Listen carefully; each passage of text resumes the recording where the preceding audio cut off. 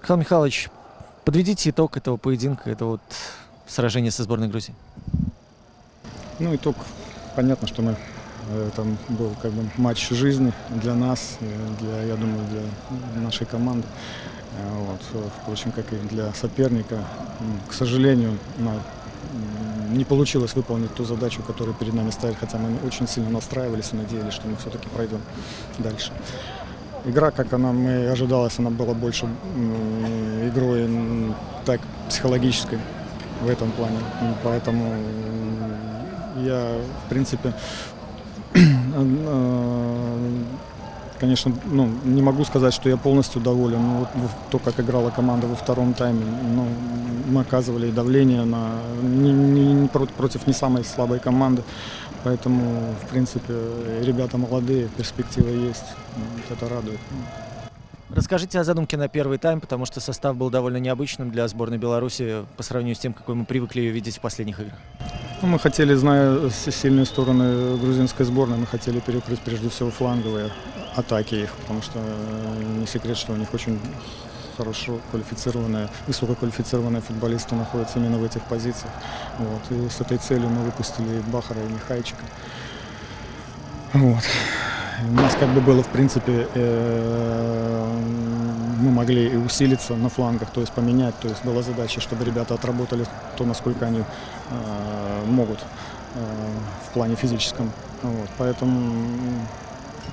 Но при этом Хвичу перекрыли полностью, он практически ничего не создал из глубины, так у грузин почти ничего не получалось переходить во фланг. На этом мы и акцентировали внимание, чтобы именно перекрыть его, поскольку он наиболее такой высокий в этой сборной, играет на ведущих ролях, поэтому мы постарались лишить этого козыря соперника. В принципе, это нам удалось. Как оцените эпизод с пенальти, который, как выяснилось, определил вообще исход всей игры?